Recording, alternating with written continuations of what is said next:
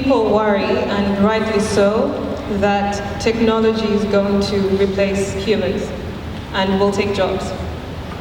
However, you have managed to build a technology company that makes sure that humans, particularly young people who are seeking additional income, become integral to your business. Tell us more about how Uthini works, particularly from the perspective of your tutors. Who are they? How many are they? What's their background? Sure, thanks, Irene. So, it depends on the industry, but particularly when it comes to language learning, and it applies to different industries, humans are crucial to that process. So if you try take away the human, it doesn't actually work. You have to have that human aspect to it. We did an A/B test where we did a course without a human, with just a technology component, and the pass rate just completely drops. So we saw how crucial how crucial a person is to that whole process. The second part of your question? Trying to understand Uthini from the perspective of the tutors. How many are they? What's their background? Yeah. Sure. So we have just under 100 tutors at the moment. Between 70 and 80 Zulu and 20 Xhosa. We got 7 of our Zulu tutors from Harare originally, which is quite cool. A lot of them are actually students, so 80% of our tutors are students, and it works really well for them because it's something that's flexible, that they can do wherever they are, whenever it suits them. So of those 80%, a lot of our tutors are actually medical students. So for them to be able to, get a job working at a restaurant or something like that, that would take a big chunk of their time and would impact their studies. Whereas working remotely and working with us, they can kind of do it whenever they're free, whenever they have a bit of time, and it doesn't seriously impact on their studies. In terms of their demographics, because it is Zulu and Xhosa, a lot of our tutors come from disadvantaged backgrounds, and they're not professional or have a background in teaching or in Zulu or Xhosa education, but because of the technology, we provide them with tools that allows them to express their language knowledge, to express their existing knowledge that they have.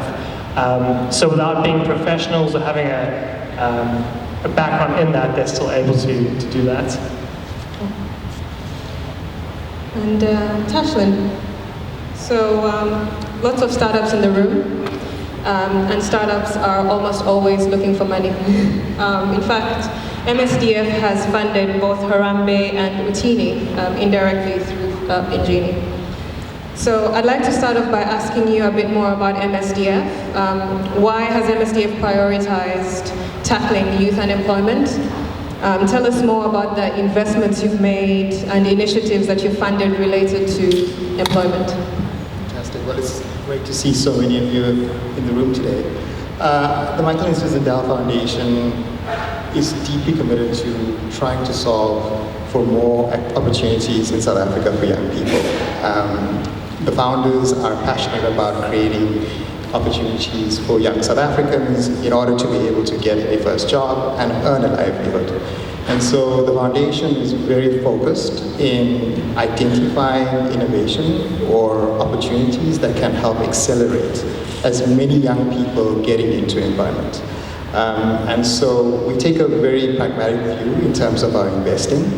We have a loving donor who is very active, but we also know that there's a huge sense of urgency in trying to get as many young people into some sort of an economic opportunity.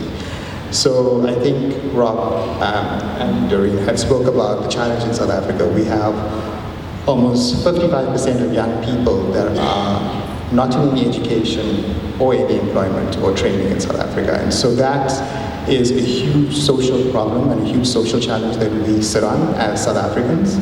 And so for us as a foundation, it's about identifying and spotting the innovations and the opportunities that can actually get young people either closer to a job opportunity or into employment.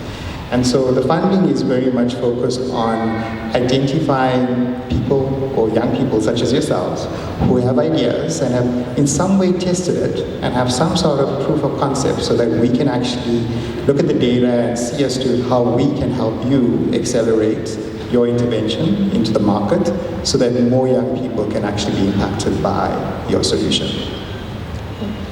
Can you tell us a bit more about the different initiatives? So besides Harambe, which other employment-focused ones are you backing?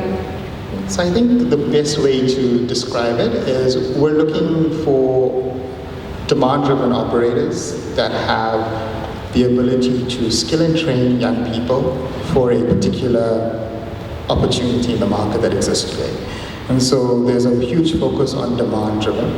And so there's organizations like Lead Code, organizations that are using technology in order to be able to remove a barrier for young people and getting them a skill such as a driver's license, which is an organization called CSADU that we fund in trying to get young people closer to their employment opportunity. In terms of Harambe, our grant to them was basically trying to close the gap in terms of English, mathematics, and digital skills so that more young people can be better positioned to take up opportunities in the digital job space.